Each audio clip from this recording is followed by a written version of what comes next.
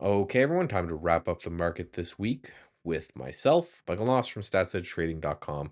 Really cool things happening over at StatsEdge. We have day trading systems releasing next week. So the email should go out on Sunday.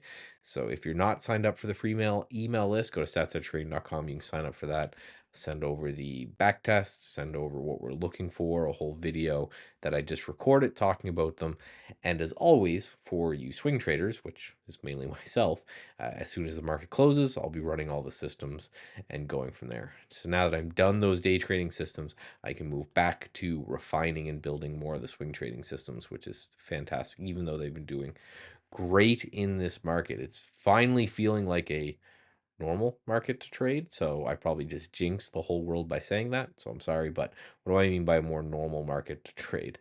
Well, first of all, this is what we were dealing with in April, and now we are dealing with this in May.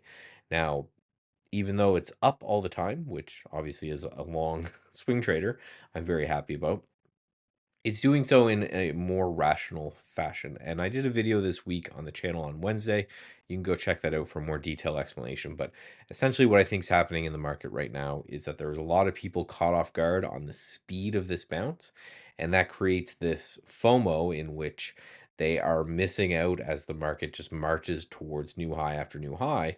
So any dip is going to be a buying opportunity for those people, right? We are currently up now 0.67 year to date. So we're almost 1% up year to date. We were down 20 something percent at some point here at the lows, and that happened within a matter of weeks. So if we go to the weekly chart, we can see that 3 weeks, 4 weeks basically straight up. But we had a gap, and then ever since then, it's been this slow grind. So this was the gap on the China news, and it's been this slow grind higher. So until we get some sort of really bad news that shakes up the market, I think we're going to continue this grind where maybe we have 1 or 2 down days and then they get bought up. That's just my thinking of what's happening market wide. And again, because of this lack of positioning. So, one data point that I'll be watching, I'll share about on Twitter when it comes in, is the commitment of traders data to see if the average market participant, if these large speculators are buying into this rally or if they have not done nothing or even if they're shorting into this rally. I doubt they're shorting into this rally. That'd be pretty disastrous. But that's what's going on kind of across the board. It makes these wrap ups pretty simple because if we look at the Qs, it looks about the same. The mid caps look about the same. Equal weight is the same. IWM. Even IWM is a joke I made on Twitter there. Even IWM is breaking out, and the small caps have just been disastrous for a very long time. So the fact that they're actually moving with the market as well, even though still way down. So it's still 13% from all-time highs. But the small caps are looking pretty interesting here. From the crypto side of things, just basing, which is weird. So we talked about how the market's been grinding higher all week. Well, if you look at Bitcoin here, it's been doing nothing. It's just been moving sideways for the entire week. Uh, it's fine, right? There's nothing wrong with that at all.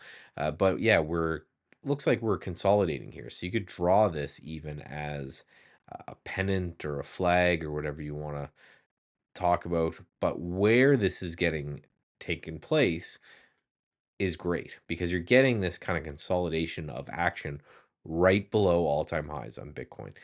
And that's what you want to see, in my opinion. You want to see something push up to all-time highs and then start to chew through that overhead demand over time, where you can see it keeps attempting and getting rejected.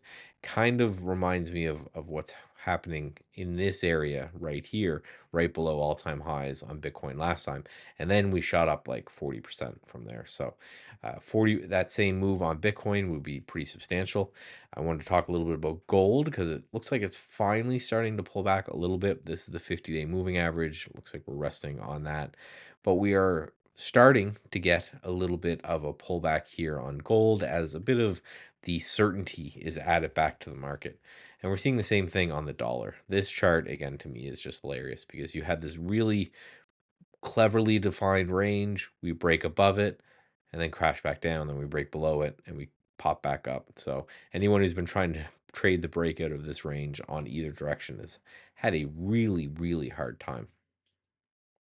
When it comes to some of these other coins, one thing that is interesting to me, where is it? The Bitcoin Ethereum chart. So this is Ethereum over Bitcoin. So let's take, US dollar and all of that completely out of the equation. This is again Ethereum compared to Bitcoin. If this line goes down, it means Bitcoin's outperforming Ethereum, and that's what we've seen for a long time here. We've now seen a reversal to that, where Ethereum has been really outperforming Bitcoin. So, talked about this again on another video, but my game plan is to take these anchored VWAPs from all-time highs, and if we can break above buy, because this outperformance in Ethereum is very interesting. That could potentially mean finally an altcoin season, which is what people have been looking at forever. For the equity markets, there's not really too much to say. Everything is being pulled up here by the market, and as long as this remains where every dip is getting bought, you're going to see pretty much every sector move like that. We can go to the junkiest names like ARK, and they're moving a little bit higher, and we can go to the most boring name like Berkshire Hathaway, and they're moving higher as well. We have financials getting close to all-time highs. We have industrials at all-time highs. We have defense at all-time highs. Things are looking great under the hood. Now is the point where you're going to hear all the perma bears getting very, very loud on how this doesn't make any sense and all of that, which again will lead a little bit more fuel to the fire. So what we're doing over at Stats Edge Trading is we're actually doing a little bit more trend trading. So for example, Carvana triggered here on a breakout above this range after a positive earnings. So if we go into the daily chart here, you can see we had a positive earnings gap right here, and now we're breaking above that gap and pushing higher, and that also lines up with this prior high level like there. A little more trend trading than we're used to. We're still doing our revision to the mean. LKQ, for example, we bought this on a dip. OIH or OHI, we bought this here on a dip. RBA, that was another breakout one. Was it GPI? No, that was another breakout one. A lot of breakout trades going on right now, but we are still doing some pullbacks. And there's BWN again, buying as we dip in through here. So trades are working out fantastically. That's going to be partly because of how well the market's doing. Our Palantir, our hymns, all of these things are doing fantastic, but we have to be careful not to contribute brains to a bull market. That's a saying that I love, is don't confuse brains for a bull market.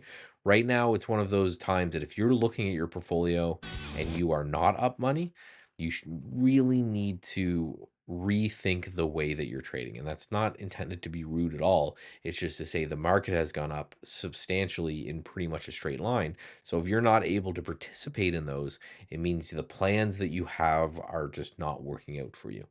So I suggest, I recommend you come over to Stats Edge Trading, look at what we have, see if that's something that's interesting to you. You can check that out there. But like I said last time, do not FOMO in here, right? Do not just enter the market with no plan, because it is extended. I do believe that dips are kind of buyable here until there's some sort of bad news that kind of shakes us up, just because of the positioning of the market.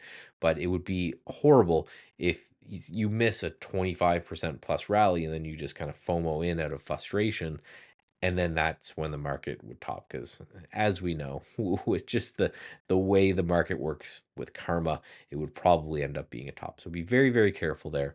Again, if you want to make sure you have a system going forward for everything you do, come on over to statsedgetrading.com, give that a shot, and stay tuned for the Sunday email where we'll talk a little bit about those day trading systems. So thanks all for tuning in. There'll probably be more technical analysis to do in the market this week, but what analysis do you do when the market goes straight up every day? I'll talk to you guys soon, and get away from the screens.